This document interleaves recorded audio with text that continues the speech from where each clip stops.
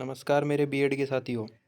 जैसा कि आपने मांग रखी थी कि साइंस का भी एक लेसन तैयार किया जाए, तो आज मैं आपके सामने एक विज्ञान विषय में जो पाठ्य योजना है वो लेकर आया हूँ।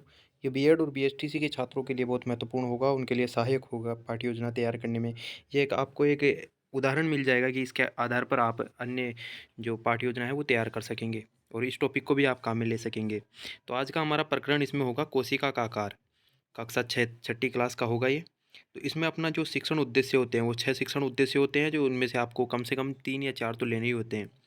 पहला जैसे ज्ञान का शिक्षण उद्देश्य है, तो इसका मतलब क्या होगा कि बच्चों को कोशिका के बारे में कोई कुछ भी पता होगा तो उसका वापस वो रिमाइंड कर लेंगे, उसको प्रत्याभिस्मरण बोलते हैं इसको। तो इस प्रकार अवबोध होगा, बच्चों को उसकी कोशिका का आकार के बारे में पता होगा। कोशिका से संबंधित उपयोग अध्ययन कर सकेंगे बच्चे उसमें उदाहरण के बारे में और अपने दैनिक जीवन से इसको जोड़ सकेंगे। और इसके बच्चे कोशिका के आकार या कोई चित्र या चार्ट बना सकेंगे। अभिरुचि के मतलब इसमें आप रुचिपूर्ण बनाना है आपको इसको, तो ये रुचि लेने में बच्चों को सहायक होगा और इसके बच्चों का ज्ञान में वृद्धि होगी। तो इसमें सहायक सामग्री आपके जो कक्षा में जो सहायक सामग्री काम में आती है, ब्लैक बोर्ड, चार्ट, डस्टर, लपेट फलक आदि। और ये कोई चार्ट या डायग्राम भी आ सकता है, इसमें प्रोजेक्टर से काम में ले सकेंगे आप। इसमें दो विधि लेंगे अपन, व्याख्या विधि और प्रदर्शन विधि। व्याख्या विधि के अंदर आप थ्योरी को समझाएंगे और प्रदर्शन विधि में क्या होता है कि आपको कोई भी चार्ट या डायग्राम के माध्यम से कोशिका का आकार समझाना होगा। तो इसके माध्यम से आप स्टार्ट करते हैं, जिसमें पाठ्य योजना में पहला पॉइंट होता है जो अपना प्रस्तावना कौशल होता है। प्रस्तावना कौशल के अंदर आप या 5 या 6 क्वेश्चन पूछेंगे। मिनिमम 5 क्वेश्चन होते हैं। आप जब आपका जो प्रस्तावना कौशल है वो लंबा हो जाता है, उसका जो मेन समस्यात्मक क्वेश्चन नहीं आता है, तब तक आप उसको 6 क्वेश्चन मिनिमम पूछ सकते हैं, मैक्सिमम 6 क्वेश्चन ले सकते हैं आप। तो उसमें पहला क्वेश्चन होगा, हम सर्दी गर्मी वर्षा से बचने के लिए किस में निवास करते हैं? तो बच्चों का आंसर आएगा उसमें घर में निवास करते हैं। फिर बच्चों को पूछेंगे घर का निर्माण किससे होता है? तो बच्चे बोलेंगे ईंट और सीमेंट से होता है। और बाकी भी बता सकते हैं, ईंट, सीमेंट, बजरी, पत्थर। तो आपने को ईंट और सीमेंट आ गया, तो ईंट के आधार पर जैसे ईंट का निर्माण होता है मकान का, उसी प्रकार शरीर का निर्माण कौन सी एक छोटी कोशिका से कौन सी छोटी संरचना से होता है? तो बच्चे उसका आंसर दे देंगे कोशिका। फिर पूछ लेंगे कोशिका की संख्या हमारे शरीर में कितनी हो सकती है? असंख्य कोशिकाएं बताएंगे बच्चे की असंख्य कोशिकाएं होती है, बहुत सारी कोशिकाएं होती है। तो उन कोशिकाओं का आकार पूछेंगे विभिन्न प्रकार का, और विभिन्न प्रकार की कोशिकाओं में आकार भिन्न भिन्न क्यों होता है, इनका आकार विभिन्न क्यों होता है, तो बच्चों के लिए समस्यात्मक हो जाएगा। तो अपना फिर यही प्रकरण हो जाएगा कि बच्चों आज हम कोशिका के आकार के बारे में विस्तार पूर्वक अध्ययन करेंगे।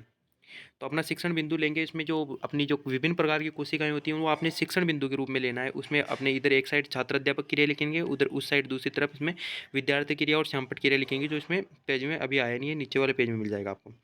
तो इसमें प्रश्न पूछेंगे बच्चों को, हमारे पेयजल के स्रोत क्या क्या होते हैं? तो बच्चे इसमें आंसर दे देंगे जो तालाब, झील, नलकूप, ये आ जाएंगे, झील, तालाब आदि। फिर बच्चों को दूसरा क्वेश्चन पूछेंगे, तालाब की सतह या उसके पानी में कौन से सूक्ष्म जीव पाए जाते हैं? तो बच्चे बताएंगे अमीबा, पैरामीशियम, प्लाज्मोडियम, मच्छर, तो ये एटसेट्रा। तो इसमें पूछ लेंगे कि बच्चों को अमीबा का आकार कैसा होता है, क्योंकि अपना जो प्रकरण है जो अमीबा की लेंगे अपन, तो उसके आधार पर अमीबा का प्रश्न पूछेंगे तो ये समस्यात्मक हो जाएगा। तो इसमें अब अपने को समझाना है, इसमें जो छात्र अध्यापक कथन होगा उसमें अध्यापक का कथन होता है कि कुछ कोशिकाओं की आकृति निश्चित नहीं होती है और वे अपना आकार बदलती रहती हैं, जैसे अमीबा और माइकोप्लाज्मा। अब दूसरा अपना जो प्रकरण होगा उसमें जो पॉइंट होगा शिक्षण बिंदु, उसमें होगा गोलाकार कोशिकाएं। तो प्रश्न पूछेंगे बच्चों को, पूर्व ज्ञान पर आधारित हमारे शरीर में ऑक्सीजन का परिवहन किसके द्वारा होता है? तो बच्चों का आंसर आ जाएगा इसमें आरबीसी, रक्त रक्त के द्वारा अपने शरीर में परिसंचरण होता है ऑक्सीजन का। तो फिर आ जाएगा रक्त में कौन कौन से अवयव पाए जाते हैं? RBC, WBC, platelets. फिर अपना प्रश्न आ जाएगा जो प्रकरण शिक्षण बिंदु, उसके आधार पर आरबीसी का आकार कैसा होता है? तो ये बच्चे निरुत्तर होंगे इसमें। तो शरीर की कुछ कोशिकाओं का आकार गोल और चपटी होती है, जैसे रक्त कणिकाएं। तो इस साइड अपनी जो श्यामपट्ट क्रिया है उसमें अपन अमीबा का उदाहरण दे देंगे और उसके बारे में लिख देंगे श्यामपट्ट पर कि इसकी आकृति निश्चित नहीं होती है। और इधर आ जाएगा अपना गोलाकार कोशिकाओं में आरबीसी की आकृति आ जाएगी। फिर तीसरा शिक्षण बिंदु होगा अपना तर्करूपी कोशिका, जिसमें हम प्रश्न पूछेंगे कि हम किसी वस्तु को उठाने के लिए किसका प्रयोग करते हैं?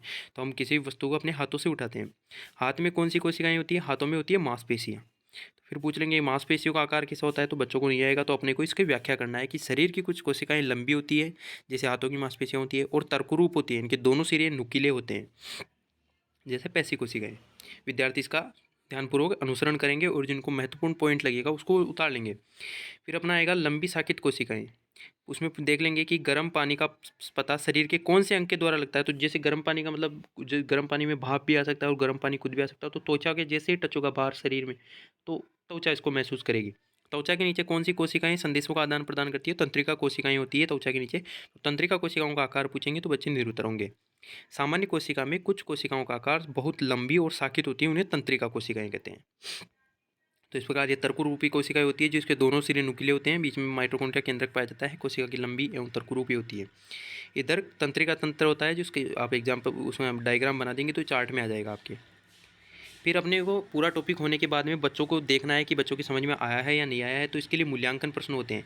तो बच्चों को पूछ लेंगे अमीबा की आकृति कैसी होती है, तंत्रिका कोशिका का आकार कैसा होता है, आरबीसी की कोशिका का आकार कैसा होता है, तंत्रिका कोशिका का कार्य क्या होता है, तर्करूपी कोशिकाएं किस में पाई जाती है, और एक गृह कार्य होता है जो बच्चों को करके लिए दे देंगे कि कोशिका के आकार के प्रकारों को चित्र सहित समझाइए। तो उसमें आपका पूरा लेसन आ जाएगा।